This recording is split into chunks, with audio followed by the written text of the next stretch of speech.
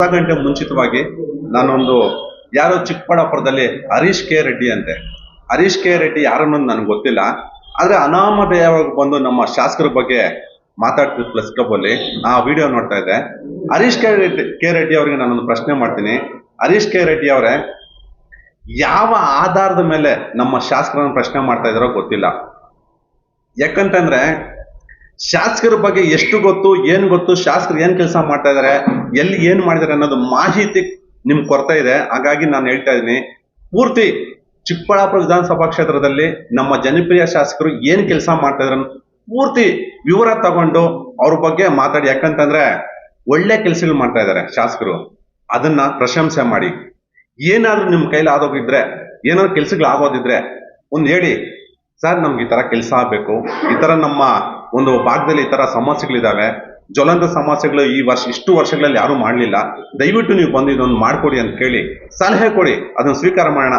ಅದನ್ನು ಬಿಟ್ಟು ದಲಿತರ ಬಗ್ಗೆ ಬಂದು ಮಾತಾಡೋದು, ಇನ್ನೊಬ್ಬರ ಬಗ್ಗೆ ಮಾತಾಡೋದು, ಇವೆಲ್ಲ ಬಿಟ್ಬಿಡಿ. ಏನ್ರಿ ನಿಮ್ ಕೊಡುಗೆ ದಲಿತರಿಗೆ? ಏನ್ರಿ ನಿಮ್ ಕೊಡುಗೆ? ಹರೀಶ್ ಕೆ ರೆಡ್ಡಿ ಅವರೇ, ಇವತ್ತು ದೊಡ್ಡದಾಗಿ ಮಾತಾಡ್ತಾ ಇದ್ರಲ್ವಾ ಶಾಸಕರ ಬಗ್ಗೆ, ಏನ್ ಕೊಡುಗೆ ಇದೆ ನಿಮ್ ಕೊಡುಗೆ ದಲಿತರಿಗೆ? ಆಯ್ತು, ಇಷ್ಟೆಲ್ಲ ಮಾತಾಡ್ತಿದ್ಯಲ್ಲಪ್ಪ, ನೀನು ಇದೇ ಚಿಕ್ಕಬಳ್ಳಾಪುರ ವಿಧಾನಸಭಾ ಕ್ಷೇತ್ರದವನು, ಯಾಕ ಬಾಬು ಮನೆಗೆ ಹೋಗ್ಬಿಟ್ಟು ಸಾಂತ್ವನ ಹೇಳಲಿಲ್ಲ ಹರೀಶ್ ಕೆ ರೆಡ್ಡಿ? ನೀನು ಯಾಕಪ್ಪ ಹೋಗ್ಲಿಲ್ಲ? ಇಲ್ಲಿ ಪ್ರೆಸ್ ಕ್ಲಬ್ ಕುತ್ಕೊಂಡು ಮಾತಾಡಕ್ಕಾಗುತ್ತೆ, ಅವ್ರ ಮನೆಗೆ ಹೋಗಿ ಸಾಂತ್ವನ ಹೇಳಕ್ಕಾಗಲ್ವಾ? ಯಾವ ಆಧಾರದ ಮೇಲೆ ನೀವು ಹಿಂಗೆಲ್ಲ ಮಾತಾಡ್ತಾರ್ರಿ? ನಿಮ್ಗೆ ಏನಾದ್ರೂ ಸ್ವಲ್ಪನಾದ್ರೂ ಒಂದು ಮಾನ ಮರ್ಯಾದೆ ಅನ್ನೋದು ಇದೆಯೇನ್ರಿ ನಿಮ್ಗೆ? ಸುಮ್ಮನೆ ಏನೋ ಸಿಕ್ಕರೆ ಸಾಕು ಶಾಸಕರನ್ನ ತೇಜೋವಧೆ ಮಾಡೋದು. ಶಾಸಕರನ್ನ ಯಾಕೆ ಹೇಳಿ? ಶಾಸಕರ ಜನಪ್ರಿಯ ಕೆಲಸಗಳನ್ನ ನೀವು ನೋಡಿ ತಡೆಯಕ್ಕಾಗದೆ ನೀವು ಒಬ್ಬ ಬಿಜೆಪಿ ಪಕ್ಷದ ಏಜೆಂಟ್ ಆಗ್ಬಿಟ್ಟು ಇವತ್ತು ನಮ್ಮ ಶಾಸಕರ ಬಗ್ಗೆ ಇಲ್ಲ ಸಲ್ಲದ ಆರೋಪಗಳು ಮಾಡ್ತಾ ಇದ್ದೀರಾ. ಯಾಕೆ ಹೇಳಿ? ಅವ್ರು ಒಳ್ಳೆ ಕೆಲಸಗಳು ಮಾಡ್ತಾ ಇದಾರೆ, ಪ್ರಶಂಸೆ ಮಾಡ್ರಿ, ಇಲ್ಲ ಅಂದ್ರೆ ಸಲಹೆ ಕೊಡ್ರಿ. ಅದನ್ನು ಬಿಟ್ಟು ಏನೇನೋ ಮಾತಾಡ್ತಾರೆ. ಯಾಕೆ? ನಿಮ್ಮ ವಿಚಾರ ಗೊತ್ತಿಲ್ವಾ? ನಿಮ್ಮ ವಿಚಾರ ಈಗ ತಾನೇ ನನ್ಗೆ ಮಾಹಿತಿ ಹೇಳಿದ್ರು. ನೀವ್ ಎಲ್ಲಿದ್ರು ಮೊದ್ಲು ಹೈದರಾಬಾದಲ್ಲಿ ಹೂವಿನ ವ್ಯಾಪಾರ ಮಾಡ್ತಾ ಇದ್ರಿ. ಅಲ್ಲಿ ಏನ್ ಮಾಡಿದ್ರಿ? ಅಲ್ಲಿ ಒಂದು 25 ಲಕ್ಷ, ನಿಮ್ಗೆ 15ರಿಂದ 25 ಲಕ್ಷ ಹಣ ನೀವೇನ್ ಮಾಡಿದಿರ ಅಂತ ನನಗೆ ಮಾಹಿತಿ ಕೊಟ್ಟಿದ್ರೆ, ಅಲ್ಲಿ ಯಾರು ಮೋಸ ಹೋಗಿದ್ರೆ ಅಲ್ಲಿನ ಜನರು ನನಗೆ ಫೋನ್ ಮಾಡಿ ಹೇಳ್ತಾ ಇದಾರೆ, ಅಣ್ಣ ಈ ಹರೀಶ್ ಬಗ್ಗೆ ಸ್ವಲ್ಪ ನೀವು ವಿವರವಾಗಿ ಮಾತಾಡ್ಲೇಬೇಕು ಅಂತ ಹೇಳ್ಬಿಟ್ಟು ಹೈದರಾಬಾದಿಂದ ವ್ಯಾಪಾರಸ್ಥರು ನನಗೆ ಫೋನ್ ಮಾಡಿದ್ದಾರೆ. ಹರೀಶ್ ಅವರೇ, ಎರಡನೇದು, ನೀವು 4 ಕಾಸು ಮಾಡ್ಕೊಂಡಾದ್ಮೇಲೆ ಪಾಪ ನಿಮ್ ತಮ್ಮ ಕಷ್ಟಪಟ್ಟು ಕೋಳಿ ಫಾರ್ಮ್ ಮಾಡಿದ್ದ, 3 ಕೋಳಿ ಫಾರ್ಮ್ ಮಾಡಿದ್ದ, ಜೊತೆಲೆ ಮಾಡ್ರಿ, ಕಡೆಗೆ ಏನ್ ಮಾಡ್ರಿ? ತಮ್ಮನಿಗೆ ಮೋಸ ಮಾಡ್ಬಿಟ್ಟು 3 ಕೋಳಿ ಫಾರ್ಮ್ ಕಿತ್ಕೊಬಿಟ್ರಿ. ಅದು ಕಂಪ್ಲೇಂಟ್ ಆಯ್ತು. ಇದು ಚಿಕ್ಕಬಳ್ಳಾಪುರ ಗ್ರಾಮಾಂತರ ಸ್ಟೇಷನ್ ಅಲ್ಲಿ ಅವತ್ತೇನ್ರಿ ಮಾಡಿದ್ರು? ನಿಮ್ ತಮ್ಮ ಶಾಸಕರ ಹತ್ರ ಬಂದ್ರು, ಅಣ್ಣ ಈ ತರ ನಮ್ಮ ಅಣ್ಣ ಮೋಸ ಮಾಡಿದ್ದಾರೆ, ನಾ ಇವತ್ತು ಹೋಗ್ಬಿಟ್ಟು ಕಂಪ್ಲೇಂಟ್ ಆಗಿದೆ, ಏನ್ ಅವತ್ತು ನಮ್ ಶಾಸಕರು ಒಂದೇ ಹೇಳಿದ್ದು, ನೋಡಿ ಅಣ್ಣ ತಮ್ಮಂದ್ರು ನೀವ್ ಯಾವತ್ತಿದ್ರು ಒಂದಾಗಿರ್ಬೇಕು, ಯಾವುದೇ ರೀತಿಯ ಕಂಪ್ಲೇಂಟು ಕೋರ್ಟು ಸ್ಟೇಷನ್ ಅಂತ ನೀವು ತಿರುಗಬಾರ್ದು ಹೇಳ್ಬಿಟ್ಟು ಅಲ್ಲಿ ರಾಜಿ ಮಾಡಿ ಕಳಿಸಿದ್ರು. ಇನ್ನೇನ್ರಿ ಬೇಕು ನಿಮ್ಗೆ? ಅವತ್ತೇನಾದ್ರು FIR ಮಾಡಿದ್ರೆ ನಿಮ್ ಮೇಲೆ? FIR ಮಾಡಿದ್ರೇನ್ರಿ? ಇವತ್ತು ಬೇಸ್ಲೆಸ್ ಅಲಿಗೇಷನ್ ಮಾಡ್ತಾ ಇದ್ರ. ಅದ್ಯಾವ್ದೋ ಅಜ್ಜಿಗೆ ಮಾತು ಕೊಟ್ಟಿದ್ರು, ಅಲ್ಲಿನೇನೋ ಮಾಡ್ತೀನಿ ಅಂತ ರೀ. ವರ್ಷಕ್ಕೆ ಅವರು ಸ್ವಂತ ದುಡ್ಡಿಂದ ಅವ್ರು ಏನ್ ಚಾಕ್ ಪೀಸ್ ಹಿಡಿದು ಪಾಠ ಮಾಡಿ ದುಡಿತಾರೆ, ಆ ದುಡ್ಡಿಂದ ಇವತ್ತು ಕ್ಷೇತ್ರ ಜನಕ್ಕೆ ಕೋಟಿಗಟ್ಲೆ ಇವತ್ತು ಸಹಾಯ ಮಾಡ್ತಾ ಇದಾರೆ ರೀ. ಯಾವುದೇ ರೀತಿಯ ಇಲ್ಲಿಗಲ್ ಬಿಸ್ನೆಸ್ ಇಲ್ಲ. ಅವರು ಪಾಪ ಇಡೀ ದಿನ ಬೆಳಿಗ್ಗೆ 5 ಗಂಟೆಗೆ ಚಾಕ್ ಪೀಸ್ ಇಟ್ಕೊಂಡು ಅಲ್ಲಿ ಮಕ್ಕಳಿಗೆ ಪಾಠ ಮಾಡಿರೋ ದುಡ್ಡಲ್ಲಿ, ಅವ್ರು ದುಡ್ಡಿರೋ ದುಡ್ಡಲ್ಲಿ, ಅವ್ರ ದುಡಿಮೆಯಲ್ಲಿ, ಅವ್ರ ಬೆವರಿನ ಹನಿಯಲ್ಲಿ ಇವತ್ತು ಜನಕ್ಕೆ ಬಂದು ಸೇವೆ ಮಾಡ್ತಾ ಇದಾರ್ರಿ. ನಿಮ್ಮ ನಾಯಕರು ಯಾರಾದ್ರೂ ಆತರ ದುಡ್ಡಲ್ಲಿ ಏನಾದ್ರು ಮಾಡ್ತಾ ಇದ್ರೇನ್ರಿ? ಬನ್ರಿ, ಬೆಳಿಗ್ಗೆ 5 ಗಂಟೆಗೆ ಬಂದು ಮಕ್ಳಿಗೆ ಪಾಠ ಮಾಡ್ತಾರ್ರಿ.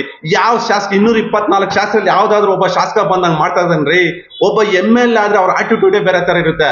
ನಮ್ಮ ಶಾಸಕರು ಇವತ್ತು ಪಾಪ ಅವ್ರ ದುಡಿಮೆ ಏನೋ ಇವತ್ತಿಗೂ ಚಾಕ್ ಪೀಸ್ ಹಿಡಿತಾರೆ. ಅಲ್ಲಿ ನಾನು ಹೋಗ್ತೀನಿ, ಜನ ಹೇಳ್ತಾರೆ, ಅಣ್ಣ ನಮ್ಮ ಶಾಸಕರಾದ್ರೂ ಕೂಡ ಬಂದು ಪಾಠ ಮಾಡ್ತಾರೆ ಅಣ್ಣ. ಕೆಲವ್ರು ಬರೀ ಗ್ರಾಮ ಪಂಚಾಯತ್ ಮೆಂಬರ್ ಆದ್ರೆ ಸಾಕ್ರಿ, ಅವ್ರು ಹಿಡಿಯಕ್ಕಾಗಲ್ಲ.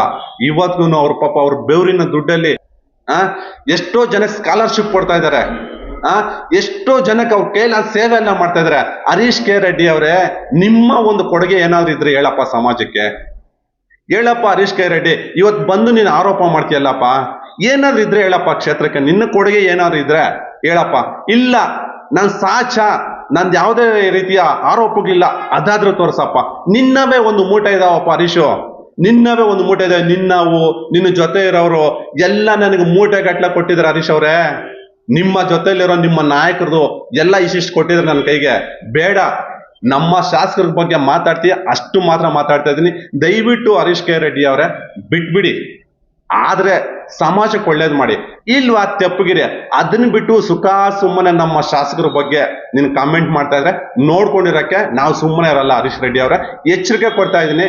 ಬೇಸ್ಲೆಸ್ ಏನಾದ್ರೂ ಇದ್ರೆ ನಿಮ್ಮ ಹತ್ರ ಇದ್ರೆ ಬನ್ನಿ ತಗೊಬನ್ನಿ, ಆಧಾರ ಸಮೇತ ತಗೊಬನ್ನಿ, ನಾವು ಪ್ರಶ್ನೆ ಮಾಡ್ತೀವಿ. ಅದನ್ನ ಬಿಟ್ಟು ಏನೇನು ಬಾಯ್ಗೆ ಬಂದಿದ್ದೆಲ್ಲ ಮಾತಾಡಕ್ ಹೋಗ್ಬೇಡಿ.